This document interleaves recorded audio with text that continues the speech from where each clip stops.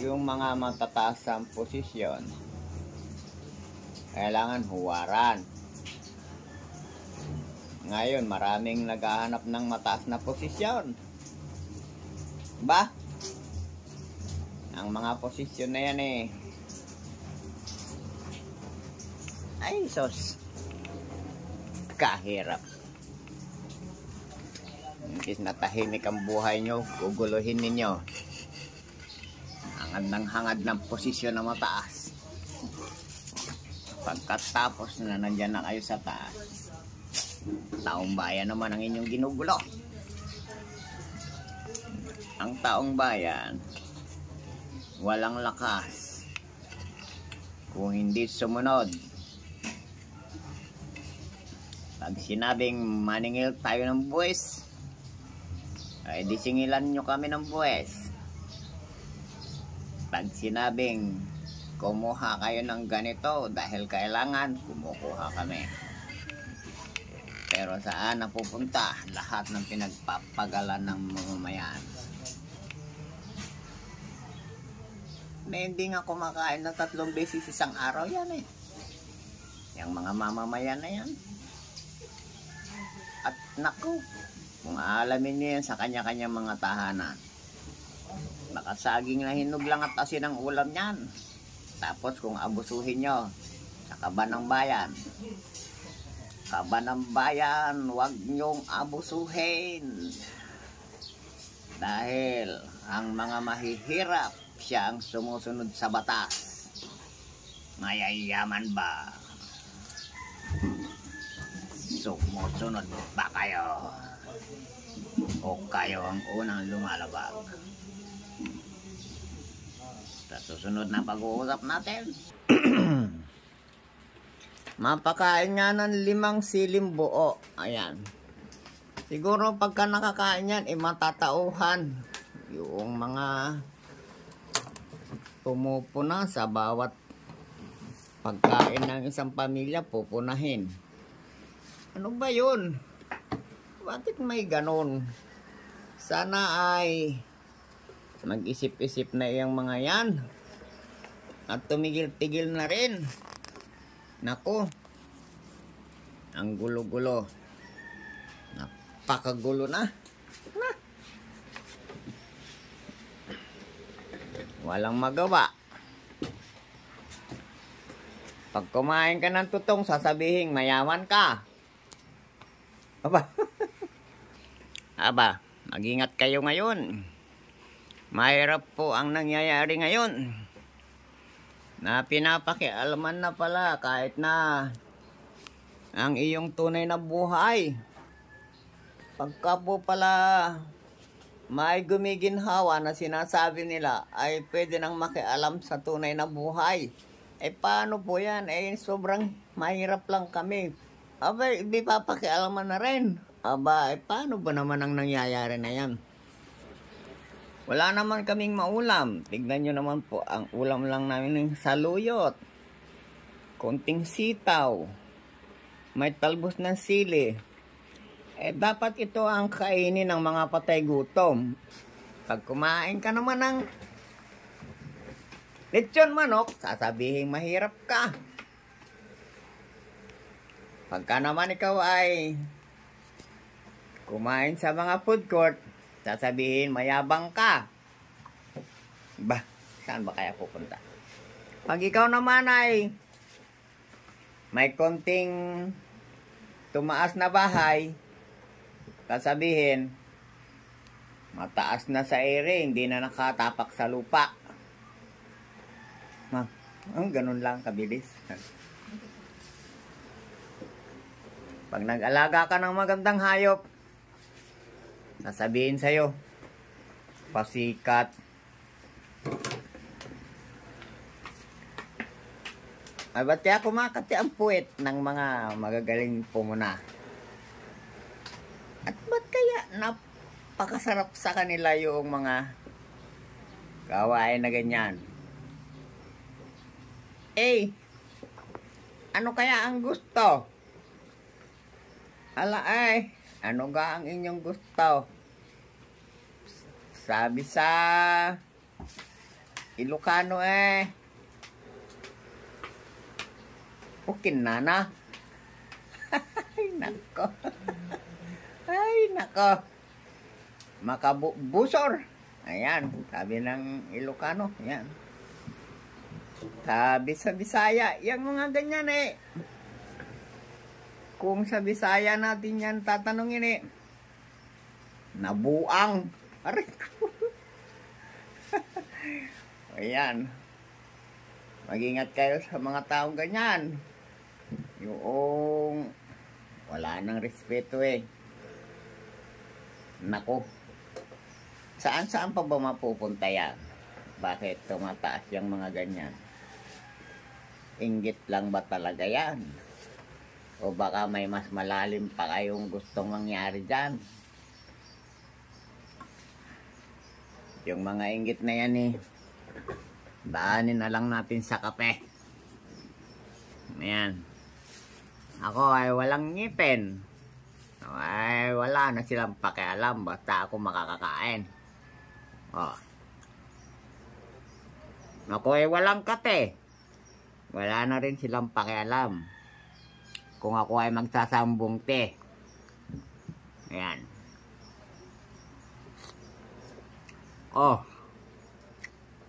Ano masarap? Kape. Sambong te. Ayan.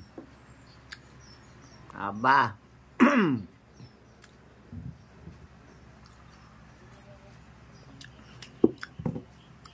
Pag nagagalit ng may kapal, ay pinapasarap ng tulog yung kanyang kinagagalitan. Aba, alam niyo na yan.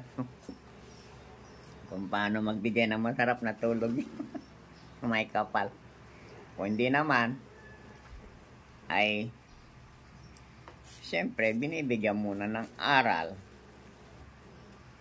Sabi nga nila ano daw yun? Salitang Bisaya, gagaba. Gagabaan ka, uy. Wala. Matakot kayo doon sa mga ganong-ganong bagay. Napakahirap na. Ang pananahinik ay pwede namang gawin. At ang maganda kapag ikaw ay nananahimik, marami kang magagawang mabuti. Tingnan ko muna kung tuloy-tuloy ang aking video. Yan, tuloy-tuloy nga. Ayan.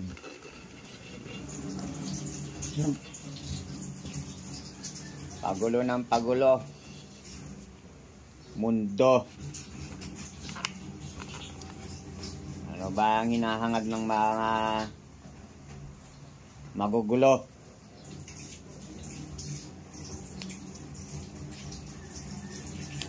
Mayroong mga regulasyon sa panggugulo.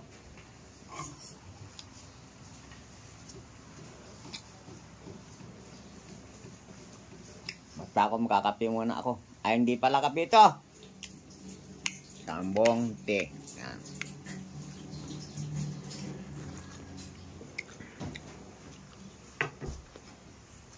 Yung mga magugulo, kung hindi kayo naiihi, ay masama yan. Mas masama kung hindi kayo natatae, ay masama yan kasi nangangati lagi ang puwit nyo.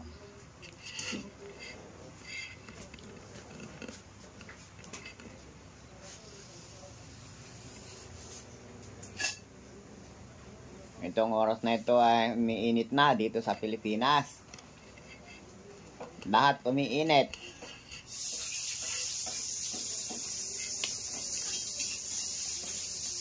Puso ba ngayon yon? Nako. Ang kinin lahat ng kapurihan, kahit hindi naman ikaw ang may gawa, ang kinin mo. At minsan din kapag gumawa ka ng kabutihan,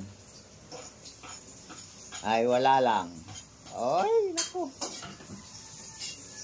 Pagka po ganon, ang nangyayari. Yun na yung tinatawag na manhid. Oh, ay bakit apektado ka? Kung naapektuhan ka, huwag kang gumawa ng kabutihan. At dahil sa ginawa mong kabutihan, ay sinisisi mo pa yung pinagbigyan mo. Nako, sino-sino ba kayo? Gugulo-gulo nyo.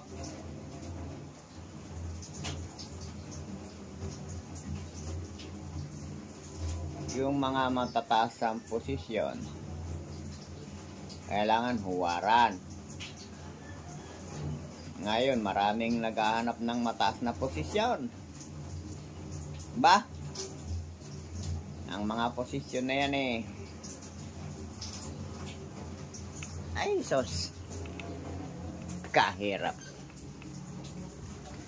Imbis na tahimik ang buhay nyo, guguluhin ninyo. Hangad ng hangad ng posisyon na mataas.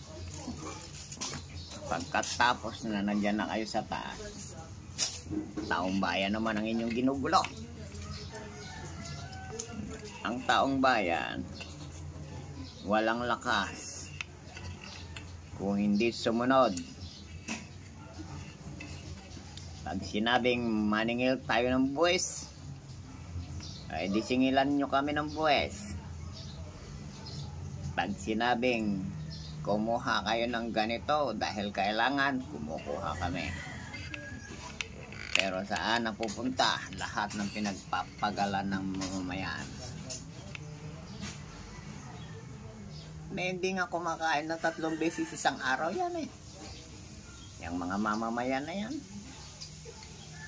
At naku, kung aalamin nyo yan sa kanya-kanyang mga tahanan, baka saging na hinog lang at asin ang ulam niyan. Tapos kung abusuhin nyo sa kaban ng bayan, kaban ng bayan, huwag nyong abusuhin. Dahil ang mga mahihirap, siya ang sumusunod sa batas. Mayayaman ba? Sumusunod ba kayo? O kayo ang unang lumalabag? Sa susunod na pag-uusap natin, magkikita-kita tayo sa susunod na vlog ni Kahimas. Yung mga matataas ang posisyon, kailangan huwaran. Ngayon, maraming naghahanap ng mataas na posisyon. Ba? Ang mga posisyon na yan ay sos, kahirap. Imbis na tahimik ang buhay nyo, guguluhin ninyo. Hangad ng hangad ng posisyon na mataas. Pagkatapos na nandyan na kayo sa taas, taong bayan naman ang inyong ginugulo. Ang taong bayan, walang lakas kung hindi sumunod. Pag sinabing maningil tayo ng buwis, ay disingilan nyo kami ng buwis. Pag sinabing kumuha kayo ng ganito dahil kailangan, kumukuha kami. Pero saan napupunta lahat ng pinagpapagalan ng mamamayan? Hindi nga kumakain na 3 beses isang araw yan Yung mga mamamayan na yan. At naku, kung aalamin nyo yan sa kanya-kanyang mga tahanan, baka saging na hinog lang at asin ang ulam niyan. Tapos kung abusuhin nyo sa kaban ng bayan, kaban ng bayan, huwag nyong abusuhin. Dahil ang mga mahihirap, siya ang sumusunod sa batas. Mayayaman ba? Sumusunod ba kayo? O kayo ang unang lumalabag? Sa susunod na pag-uusap natin, mapakain nga ng 5 siling buo. Ayan. Siguro pagka nakakain yan, matatauhan yung mga pumupuna sa bawat pagkain ng isang pamilya, pupunahin. Ano ba yun? Bakit may ganon? Sana ay mag-isip-isip na yung mga yan at tumigil-tigil na rin. Nako, ang gulo-gulo, napakagulo na. Walang magawa. Pag kumain ka ng tutong, sasabihin mayaman ka. Aba, aba, mag-ingat kayo ngayon. Mahirap po ang nangyayari ngayon. Na pinapakialaman na pala kahit na ang iyong tunay na buhay. Pagka po pala may gumiginhawa na sinasabi nila ay pwede nang makialam sa tunay na buhay. Eh paano po yan? Eh sobrang mahirap lang kami. Patay gutom lang. Aba, hindi papakialaman na rin. Aba, eh paano ba naman ang nangyayari na yan? Wala naman kaming maulam. Tignan nyo naman po, ang ulam lang namin ng saluyot. Konting sitaw. May talbos ng sili. Eh dapat ito ang kainin ng mga patay gutom. Pag kumain ka naman ng lechon manok, sasabihin mahirap ka. Pagka naman ikaw ay kumain sa mga food court, sasabihin mayabang ka. Ba, saan ba kaya pupunta? Pag ikaw naman ay may konting tumaas na bahay, sasabihin mataas na sa ere, hindi na nakatapak sa lupa. Ganun lang kabilis. Pag nag-alaga ka ng magandang hayop, sasabihin sa'yo, pasikat.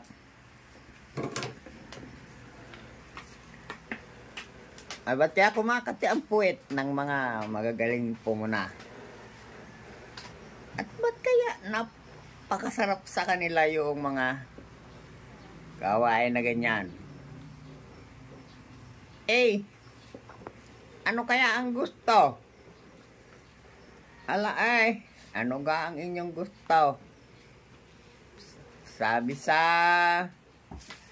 Ilocano pukin nana. Ay, nako. Ay, nako. Makabusor. Ayan, sabi ng Ilocano. Ayan. Sabi sa Bisaya, yung mga ganyan kung sa Bisaya natin yan tatanungin nabuang. Ayan. Mag-ingat kayo sa mga taong ganyan. Yung wala nang respeto Nako. Saan pa ba mapupunta yan? Bakit tumataas yung mga ganyan?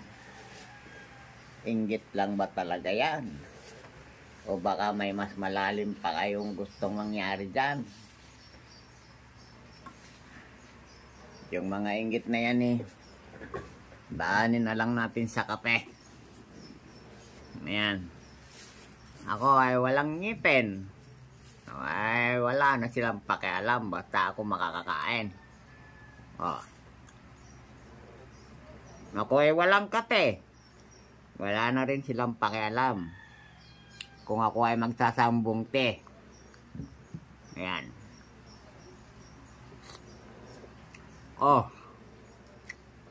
Ano masarap?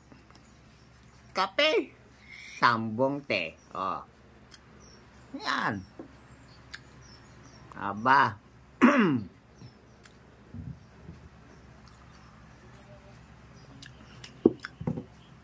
Pag nagagalit ang may kapal,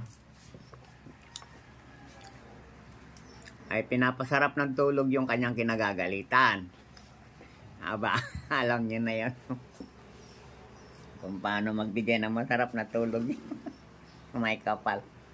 Kung hindi naman, ay siyempre, binibigyan muna ng aral. Sabi nga nila ano daw yun? Salitang Bisaya, gagaba. Gigabaan ka, uy. Wala. Matakot kayo doon sa mga ganong-ganong bagay. Napakahirap na. Ang pananahinik ay pwede namang gawin.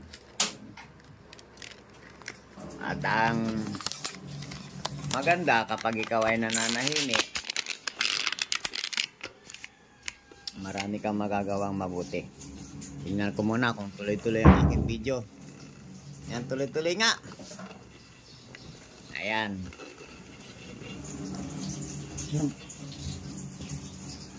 Pagulo ng pagulo. Mundo. Ano ba ang hinahangad ng mga magugulo?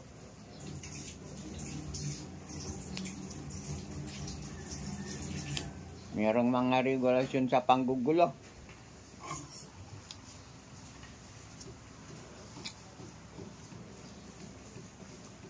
Basta ako makakape muna ako. Ay, hindi pala kape ito.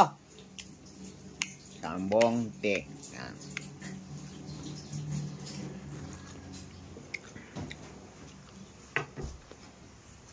Yung mga magugulo, kung hindi kayo naiihi, ay masama yan.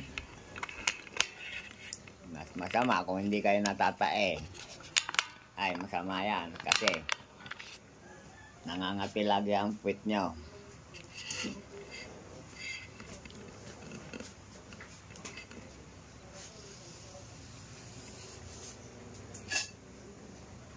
Itong oras na ito ay umiinit na dito sa Pilipinas. Lahat umiinit.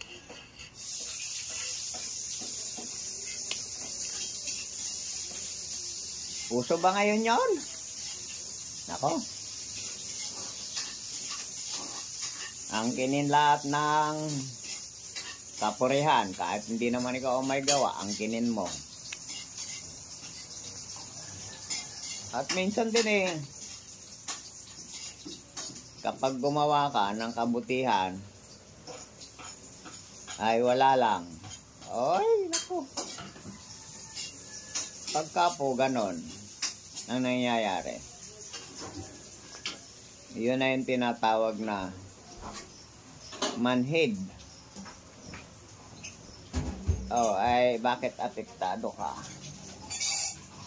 Kung naapektuhan ka, huwag kang gumawa ng kabutihan. At dahil sa ginawa mong kabutihan ay sinisisi mo pa yung pinagbigyan mo. Nako, sino-sino ba kayo? Gugulo-gulo nyo.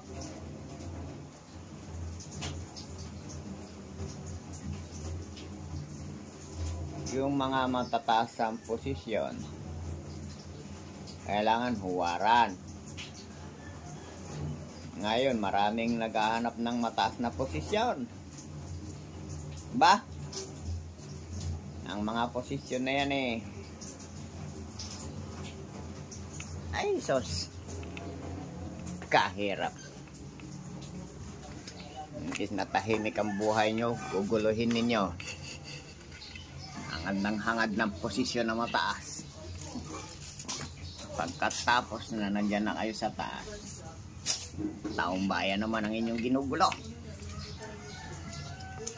Ang taong bayan, walang lakas kung hindi sumunod. Pag sinabing maningil tayo ng buwis, ay disingilan nyo kami ng buwis. Pag sinabing kumuha kayo ng ganito dahil kailangan, kumukuha kami. Pero saan napupunta lahat ng pinagpapagalan ng mamamayan? Hindi nga kumakain na 3 beses isang araw yan yung mga mamamayan na yan. At naku, kung aalamin nyo yan sa kanya-kanya mga tahanan, baka saging na hinog lang at asin ang ulam niyan. Tapos kung abusuhin nyo sa kaban ng bayan, huwag nyong abusuhin. Dahil ang mga mahihirap, siya ang sumusunod sa batas. Mayayaman ba? Sumusunod ba kayo? O kayo ang unang lumalabag? Sa susunod na pag-uusap natin, magkikita-kita tayo sa susunod na vlog ni Kahimay.